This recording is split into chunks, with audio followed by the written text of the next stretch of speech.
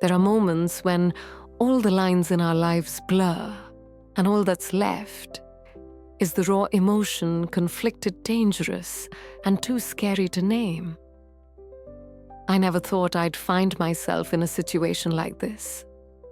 But that's what happened one rainy night, when the thunder seemed to deliberately conceal the secrets of two lost people. I was sitting on the old sofa in the living room, the one that had witnessed hundreds of family movie nights. The smell of pizza lingered next to the lavender candle I'd lit to dispel the feeling of emptiness. But maybe I was just trying to hide the presence of someone. Ethan, 25, just off a night shift, still wearing the familiar smell of laundry detergent on his t-shirt. I knew that smell. I'd washed it weeks ago when he'd left it in my car. You know what's worse than doing the wrong thing?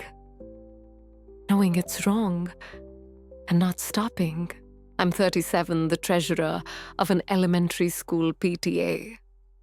The wife of a real estate agent who always goes to bed before 10 p.m. The mother of a 10-year-old girl who still believes I can chase away nightmares with a hug. Ethan used to call me Mrs. Bennett. I made him a birthday cake when he was 12 because his mother forgot about the party. He used to be a polite boy with a shy smile. And now the look in his eyes, both worried and yearning, made me feel both pitiful and selfish. Imagine if one day the person who was once a child in your past was the only one who saw the cracks in you. Cracks that your husband or your friends or yourself never dared to look at. I know I was wrong. But when Ethan touched me, my skin betrayed all the principles I had held dear. I remembered the first time he asked me, "Why don't you play music in your house?" I laughed and said, "Because silence is safer."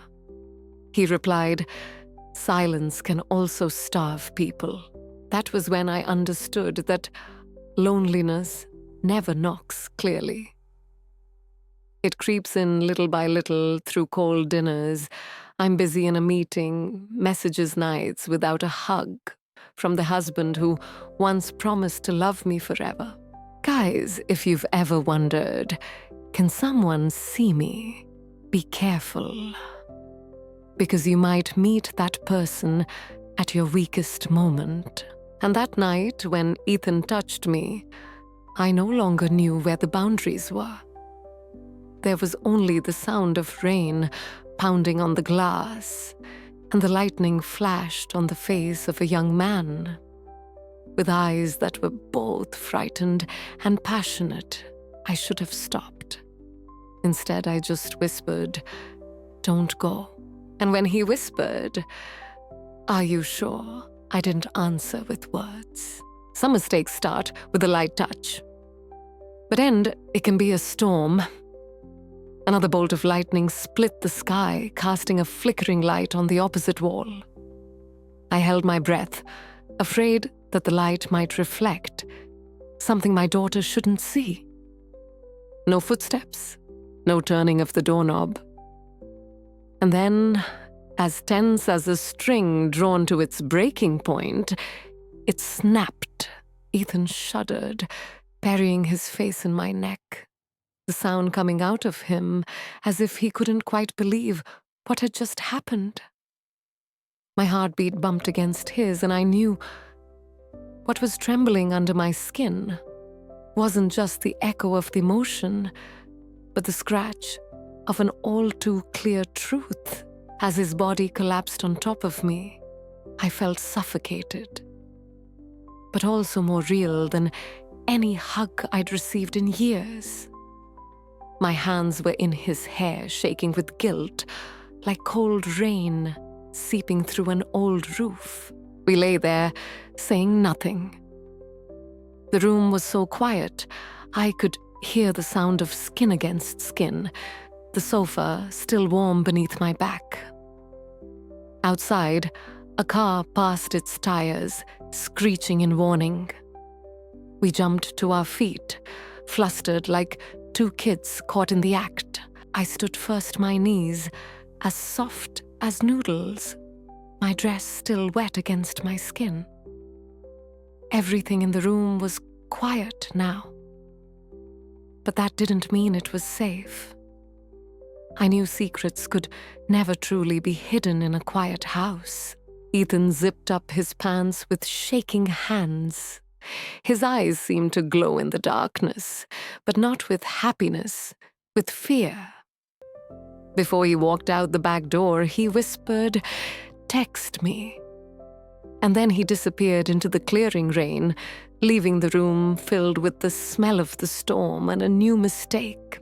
I sank into the chair, the cold leather sticking to my legs, and my fingers touched my lips, still swollen, tasting salt. Was it sweat? Tears? My phone vibrated. A text from Mark, my husband. "I'll be home a little late. Love you." I read it with a stab in my chest. Everything became blurry. I looked into the corner of the room where the nightlight from the hallway flickered.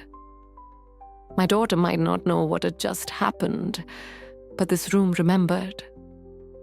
Every detail, every breath, every indentation in the chair, they were waiting to be told one day.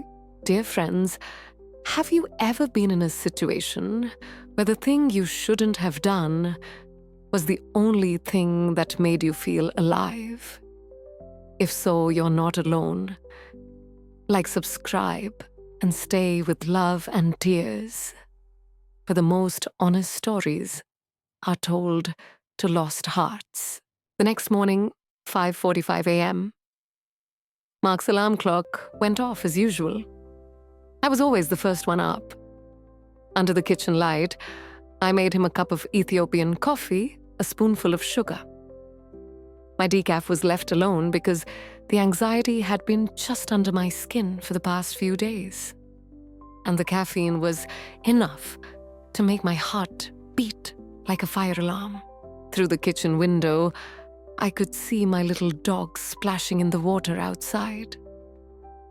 The rising sun cast a pale pink hue over the white picket fence, a hue that, for a brief moment, I thought was hope. 6:30 a.m. The house had become a train station. Dishes rattled, the dog barked at the garbage truck, and my daughter screamed again because she couldn't find her math book.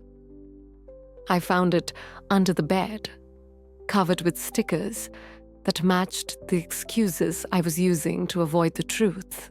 Mark kissed my forehead so lightly, I barely felt it. "I'm late for a meeting, so sleep in." I nodded, pulling my robe tighter around me, already writing excuses for today in my head. The garage closed, and silence fell over the house, like a heavy velvet curtain. I wiped the syrup off the counter, washed the dishes, and glanced at the sofa. My blanket was pulled straight, but the memory of last night was not so easy to straighten. A text from Ethan arrived before I left the house. A picture of a pink-orange sky above the hardware store. A view he knew I liked. I just pressed the heart button. My fingers were shaking. Then I muted the conversation, afraid that the phone would ring while I was driving her to school. My daughter chattered on about her reading homework, and I counted the stop signs on the way. Each bright red stop sign reminded me, slow down. Before someone notices, at the supermarket, I pushed my cart past the cereal aisle. The smell of the orange-scented floor cleaner reminded me of something Ethan had said. "Your house smells like tangerine when you bake muffins." I didn't know whether to smile or be afraid. I picked at each apple, feeling the eyes of the old neighbors roaming around. And in the distance, Mrs. Langley waved at the frozen food counter. I smiled back. A perfect smile. A flawless veneer. I waved back at Mrs. Langley, trying to steady my breathing, even though I was panicking inside.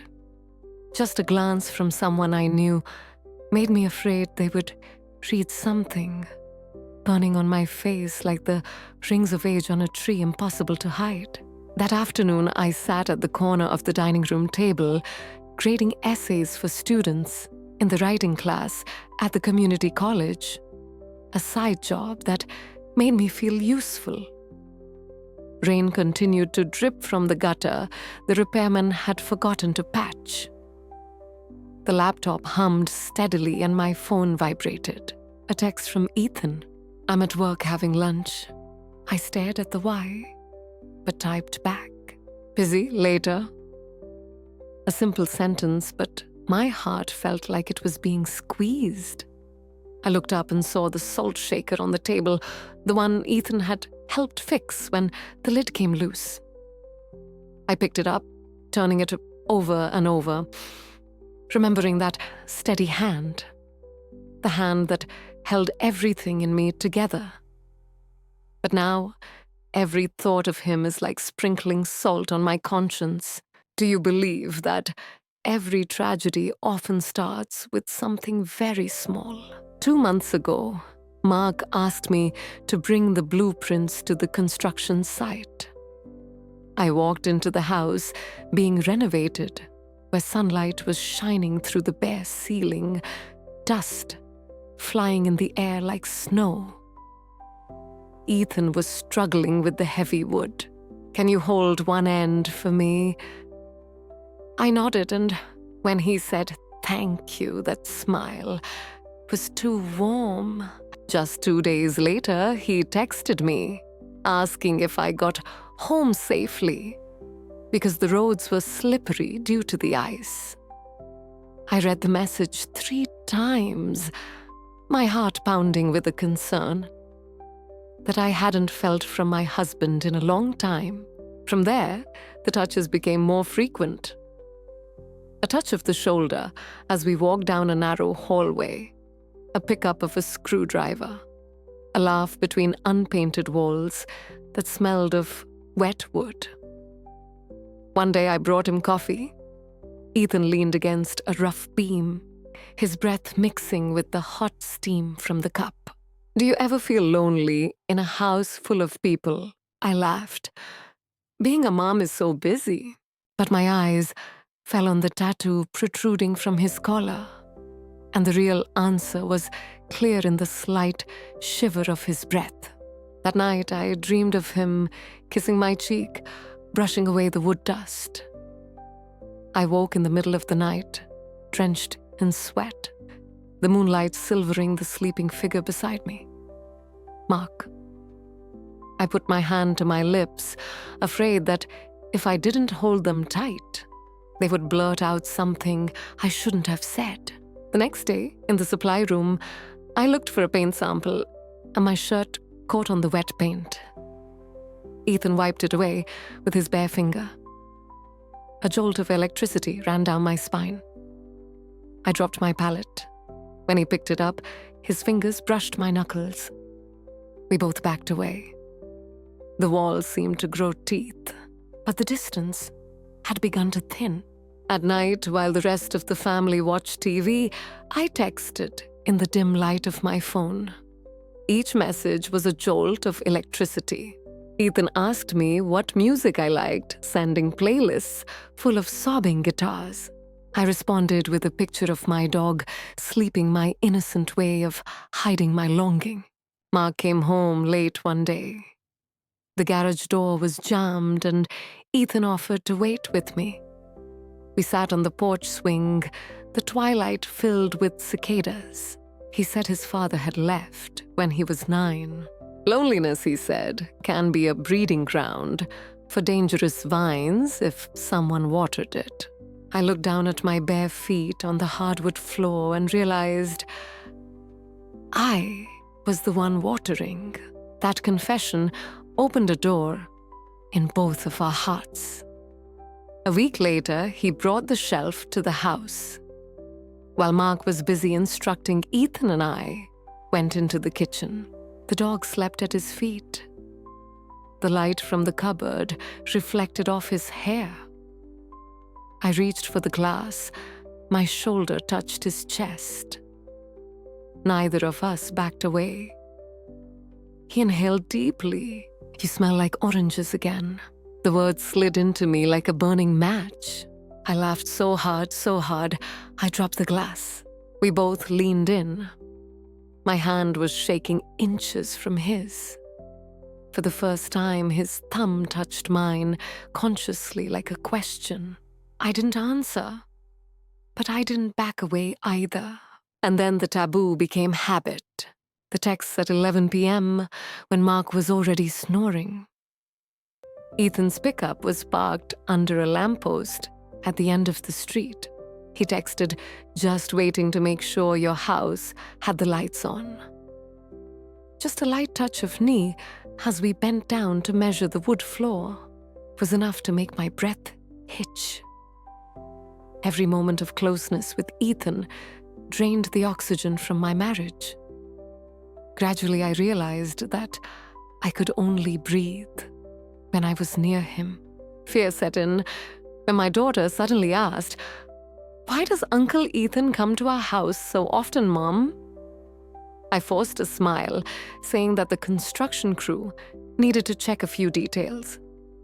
But my heart lurched as she continued. "And on Thursday, how did Dad not know we had pizza with him after school?" I laughed, but my stomach churned. The dark corners I thought I had so skillfully hidden were creeping closer than ever. That night, the little dog barked loudly and a shadow passed by the porch. My heart skipped a beat, imagining the neighbors lifting the curtains to look out. The day before, things got out of hand. Mark kissed me goodbye and asked me to pick out paint colors for the office. I nodded, but my mind had already wandered to the paint department Ethan frequented. At noon, he texted, "Let's meet. I want to see some of your color samples." I texted back, "No way." But I drove to the store anyway. When I saw his reflection in the glass door, my heart pounded. We strolled through the varnish-scented aisles, picking out paint samples, neither of us caring that our hands accidentally brushed against each other's. When we paid, Ethan tucked a lock of my hair behind my ear. The gesture was too intimate under the cold, white fluorescent lights. The old cashier's gaze lingered too long, and I blushed with embarrassment. That night, the sky was dark. Mark was out entertaining a client. Ethan brought another set of paint samples, claiming the company was running low. My daughter fell asleep, watching cartoons. The dog curled up next to her. Thunder rumbled. The lights flickered, and the house was bathed in a pale gray light. We sat on the sofa. Ethan placed the samples on the table, his hand brushing mine. I turned to thank him, but his lips were closer than I thought. A heartbeat, and then everything fell apart. The thunder swallowed my first groan. Every boundary I'd ever drawn in blue chalk washed away in a shower of electric shocks. I turned off my phone notifications. But the silence only made the voice inside louder. Adam sent me a playlist with vague titles. "Hold Your Breath," "Don't Look Back." I listened to it in the car, loud enough for my heart to call out to him. The powerful melodies seeped into every crevice where the wedding vows had once resided. When the red light came on, I imagined Ethan's hand on the steering wheel beside me. It was such a hot fantasy that I once whispered his name and then woke up with a start. Mark was busy with his new project, coming home late every night. I took my son to math club, to the soccer field, and home alone. Past the construction site, where Ethan's car was parked, under the only security light, I gripped the wheel until my knuckles turned white, telling myself not to pull over. But my eyes always strayed there. A secret turn that my body instinctively remembered. When I didn't stop, Ethan texted, "Saw you pass."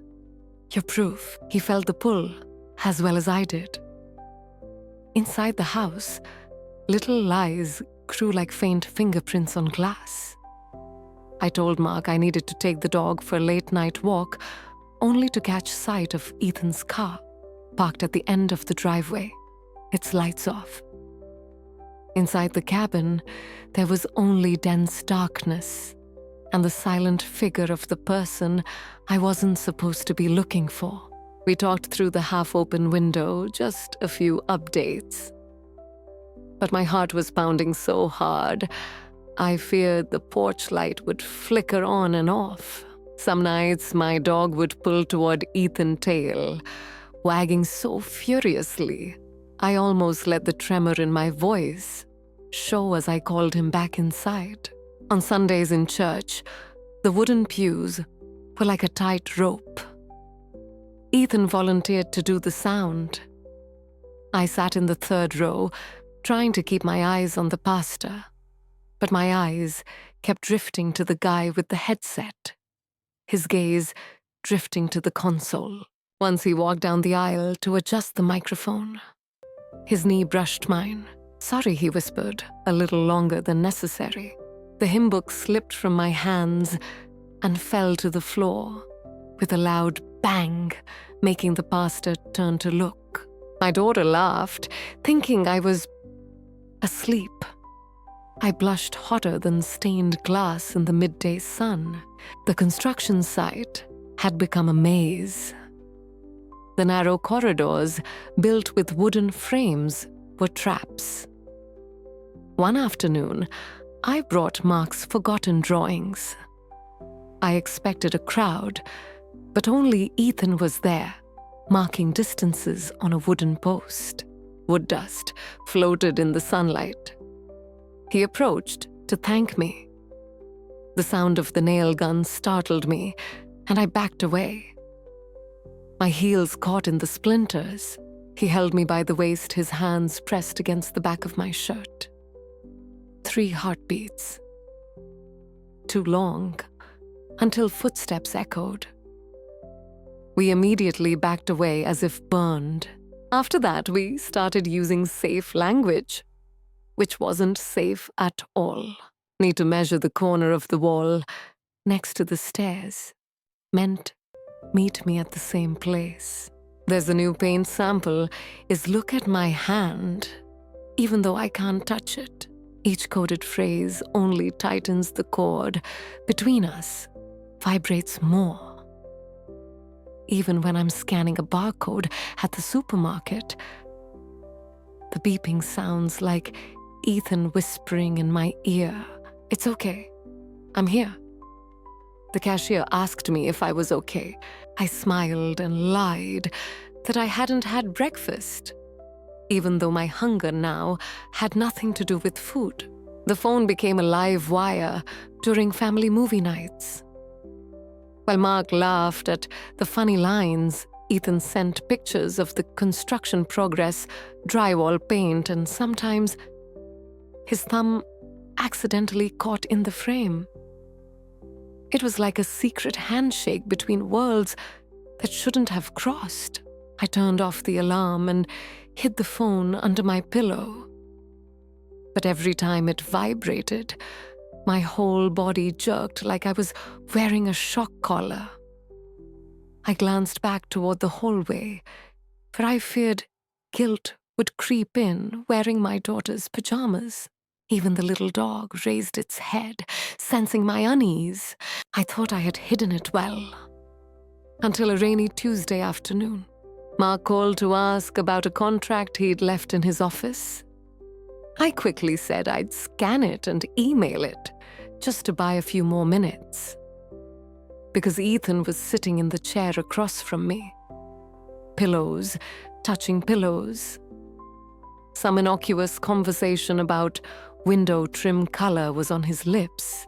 As thunder rumbled outside, I rummaged through my drawers, my hands shaking. Mark's voice came through the speakerphone. "Are you alone?" Ethan held his breath.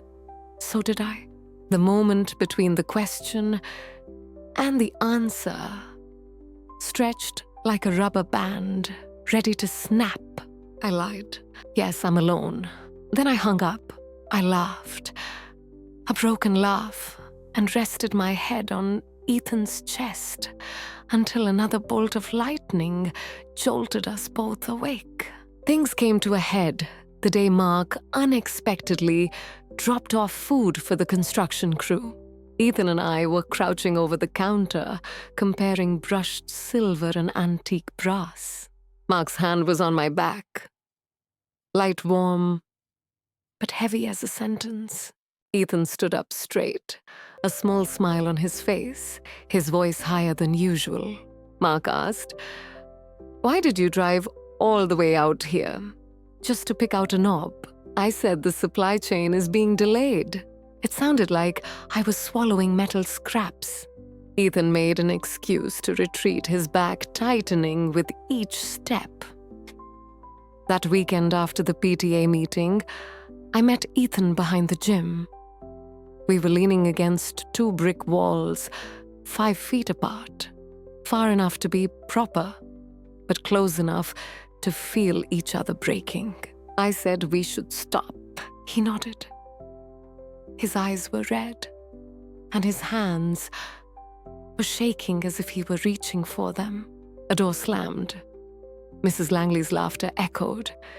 We immediately turned away, pretending to be engrossed in the parent flyers. As a car pulled away, a sense of relief came over us. But it felt more like a loss than a release. The hardest moments weren't when I was facing, they were when I was folding clothes. I found a construction pencil in Mark's shirt pocket, the kind Ethan used, the tip gnawed. I held it, felt the fabric cool in my hand, then quickly stuffed it back, as if it had never been there. That night, Mark was thankful for the neatly folded shirts. He didn't know he was wearing evidence right above his heart. Before bed, I stood by the dark living room, window phone in hand. My fingers touched the screen, about to type an apology. Then delete it. Ethan would park on the farthest corner lights, off engine running for exactly 1 minute. Before quietly turning around, I watched the taillights fade through my wet eyes. I didn't know if I was hoping he'd come back, or if I was hoping I'd have the courage to wave goodbye. Either way, I felt like I was stepping into oncoming traffic. And then disaster struck. Not in the dark, but in the bright light of a Saturday morning. My daughter burst into the study, Ethan's baseball cap in hand, pulling it from under the sofa. "I found it, Mom." Mark took the cap. He frowned at the embroidered initial EM. "When was he last here?" I choked up, stammered something about returning leftovers from the store. Mark shrugged, placing the cap on the table. "I'll take it back to him. Leave it here."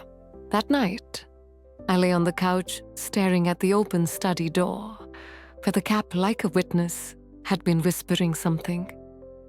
All night. The next morning, Mark was upset about the cancelled flight.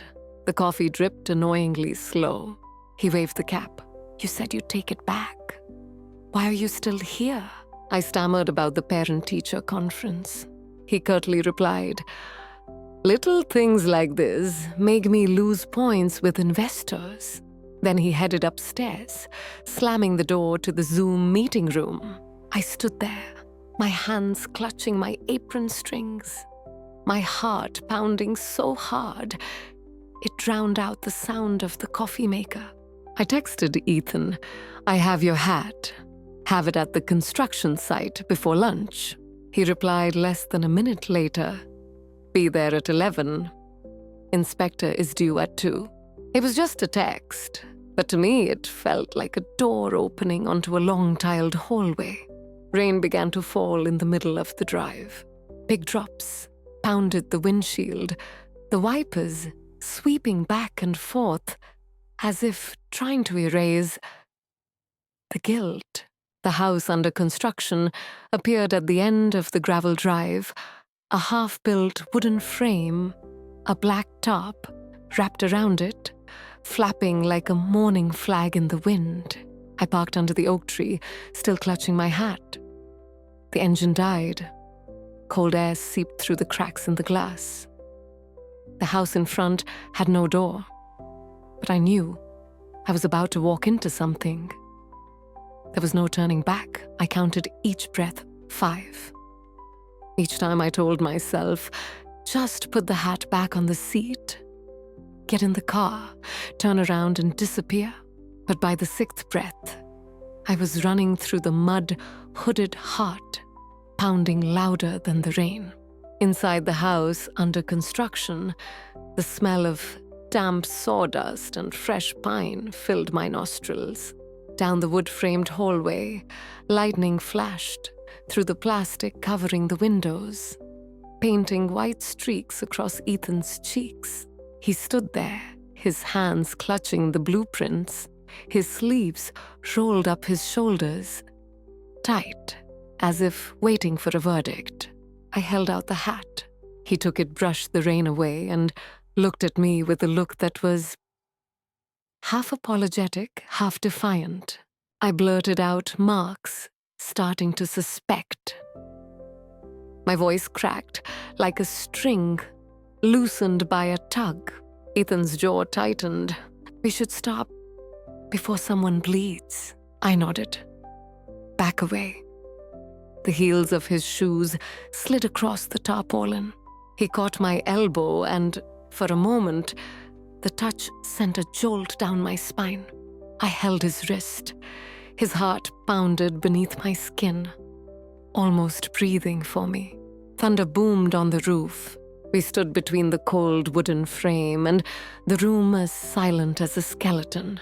Ethan leaned in and whispered, "We have 5 minutes before the inspector arrives." His breath tasted of cinnamon gum. I shook my head, but my lips leaned toward his. Betrayal had never been so easy to breathe. My back pressed against the drywall. The coolness seeped through my shirt. The sound of rain pounding on the tin roof, each drop masking the sound of his kiss. Quick, decisive, like a mark.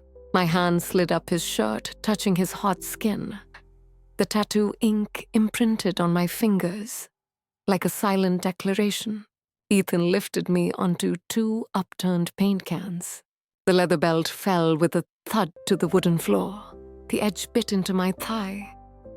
It hurt, but it did. He pulled down his pants, the fabric soaked, clinging to his shoes. I found myself lifting my skirt, letting him step into the space between my trembling knees. He touched the lace I'd never let him touch for the first time. A flash of light, a bare ceiling light bulb, swaying on a wire. The first thrust made me gasp, my back arching my chest, hitting the unpainted wall. He whispered if I was okay. I nodded, swallowing the pain deep inside, squeezing myself against him as if the tear was fate. The rain fell in torrents, the sound of metal like a drumbeat for silence. Our bodies slid together, the sound of plastic and wood echoed in warning. I dug my nails into his shoulder, afraid that my orgasm would be interrupted by a footstep. Thunder. The smell of sweat shampoo heat enveloped me. He leaned in deeper. The wooden frame of the house creaked as if he was straining to endure. I bit into his shoulder, Through his shirt, salt sweat, mixed with the smell of dyed fabric. A bang outside the door. We both froze. A shadow passed behind the clear plastic. A voice rang out a conversation drowned out by the rain. Ethan's hand covered my mouth as it had before. My heart pounded against his palm. We remained connected, trembling, as we waited for the footsteps to fade away. The car started. The sound of the engine faded into the sound of the rain. Ethan exhaled, shaking like a leaf. He tried to pull away, but I held him back. Don't yet. My voice was as soft as the wind, but as hard as steel. He groaned, then moved quickly, sharply, as if he knew the storm would return at any moment. The moment of rupture came like thunder. I clung to his shoulders, my whole body convulsing. His eyes were white. He followed his body, tightening his head, hitting the wall lightly, like a full stop. Only the sound of the rain remained. He gently adjusted my skirt, his hand gently stroking the place that was still trembling. I slid down the paint bucket. My knees were soft as noodles, white dust streaks across my socks, like chalk marks at the crime scene. We wiped ourselves with rags, then stood still. No one said anything. No one came. Only the rain taking away all the sins the wind carried away. Ethan lifted my face, whispering, "This time, really have to stop." I nodded. Tears mixed with lime dust. We left in different directions. He went through the back door. I went out the front. Mud splashed on my feet. The wind washed away every trace of perfume I had ever sprayed. Back in the car, my hands were shaking so much, I dropped the keys. The rain lashed the windshield like a blur. In the mirror, I saw Ethan's car pass by the taillights, fading in the rain, erasing me. My phone vibrated. "Which grip did you choose?" A text from Mark.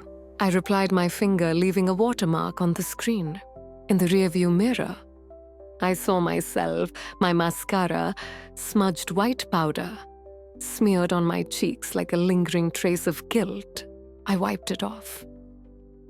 But I could still see the faint imprint of Ethan's hand on my face, the negative of a mistake that hadn't yet been erased. The steering wheel was cold in my hands, even though the cabin was as hot as a secret oven. I drove home, opening the window, letting the drizzle hit my face, as if washing it deep into my lungs. I parked 2 blocks away, checked the rearview mirror, then ran up to the porch, my heart still pounding, like plastic on wood. The dog wagged its tail oblivious. My daughter was singing upstairs. I leaned against the door, listening to my heart, willing it to calm down. But it wouldn't. Every time the phone rang, I thought it was the end. But I kept looking. Mark came home earlier than expected. His shoes were muddy on the tiles of the lobby. He was carrying a takeout box from the restaurant we'd eaten at on our anniversary. His face wore a strange smile, fragile and out of place. The bond meeting went well, he said, and I wanted to share in the joy. My daughter ran down the stairs, screaming with joy at the spaghetti. I stood there, my mascara half-smudged plaster dust, stuck to my cuffs. The dog sniffed the hem of my dress, then sneezed. He smelled the sawdust on the carpet I hadn't vacuumed up yet. Dinner looked perfect. The cutlery was shiny, the candles were burning brightly. The food looked homemade. Mark raised his glass, toasting to a new beginning. I picked up my glass of water, no wine for fear of boiling my blood. His eyes glanced toward the study where Adam's hat had been. It was empty now, but the emptiness was louder than the candle on the table. My daughter laughed at the sight of her face distorted in the spoon. I felt the flames licking my skin. Mark asked about the cabinet handle. I recited the code calmly, my heart racing. His eyes slid down to my collar, where the slight scratch from the top was still visible. I flinched. The dog whined, sensing the dark current in the air. Mark put down his fork halfway through his meal. His hands clasped together like a judge. The inspector said I was 5 minutes late. He said, "They found a woman in the rain." His eyes were fixed on me. I swallowed my noodles like dirt, saying I had stopped by to pick up paint, thinking there was a worker. My daughter's eyes widened. Her cheeks puffed out like a squirrel's. "Why didn't you say so when you called?" Mark asked. I made up a story about the weak signal from the rain. He slid his phone across the table. A blurry photo. 2 silhouettes behind the plastic. One of them looked a lot like me. I asked to go out and get some grated cheese. My hands shook so much that the instrument made a Latin sound. In the storage room, I clung to the shelves, my eyes burning the smell of tomatoes and disaster all around me. Stepping lightly behind me, my daughter held the dog toy, asking, "Are you okay, Mom? You have a weird mark on your face." I held her too tightly. "It's okay," I whispered. All the while screaming filled my head. Back at the table, the tiramisu was ready. Mark handed me the first piece. No more smiling. His eyes were as flat as a balance sheet. "Did you see Adam today?" The dog growled. His ears flattened. I shook my head. My cheeks flushed with betrayal. He pushed the chair back, stood up. Telling my daughter to bring the cake into the living room. "Turn on the movie." She hesitated, her eyes wide. Mark leaned down and kissed her forehead, his voice as light as the wind. When she left the room, was filled with silence. Only the crackling of the candles remained. His shoulders slumped. The anger receded, replaced by something heavier, hurt. "You love him?" he asked. I stared at the water at the bottom of the glass, unable to answer. Mark whispered. The inspector said there was another man young. My breath caught, the scent of the candles suddenly suffocating. He spoke, connecting the dots. The late-night texts, the hat, the sudden trips to the market. I tried to deny it, but my tears betrayed me. Mark's eyes weren't angry, they were hurt. I opened my mouth to speak when the headlights swept past the window. Adam's familiar pickup truck rolled slowly past the house. The red brake lights signaled the end. Mark watched, then looked at me. That look erased all doubt. He rushed to the door. I grabbed his arm. He jerked away, his voice cracked. "I thought you were lonely, not crazy." The rain pounded against the porch roof, tearing the truth apart. Mark shouted Adam's name down the street. Water soaked his suit. There was no hiding it anymore. Adam braked, backed up, then accelerated. The tires screeched on the wet pavement. The neighbors opened their curtains. Shadows appeared behind the curtains. Mark stood in the rain, running his hands through his hair. Thunder boomed. I stepped out onto the porch. Rain splashed on my face, freezing. Mascara smudged like ink over the confession. He turned eyes red. Is it love, or am I just not enough? The question cut deeper than any accusation. I choked up, only able to repeat, "I'm sorry." He shook his head, stepped into the house. The door closed, not hard, but louder than thunder. My daughter stood in the living room doorway, holding the dog, the candle flickering on her frightened face. Mark disappeared upstairs. I heard a crash, then a zipper. He was packing. Each sound was like a bucket scraping the floor, a repetition of the betrayal on the sofa. I stood still in the foyer. Raindrops dripped down my legs like stone. Finally, I went upstairs and whispered, "Honey, I'm sorry for the baby." Mark folded his shirt mechanically. Tears fell silently. He said he would stay in a hotel. He needed space to see if trust could grow again. On the charred ground, I took his hand. He pulled it away as if touching hot coals. Downstairs, the phone vibrates. "Adam, are you okay?" I stare at the screen. My heart breaks. There's nothing else to say. Mark pulls the suitcase over, glances at the screen. The pain curls deeper. He's gone. No slamming, just a soft click.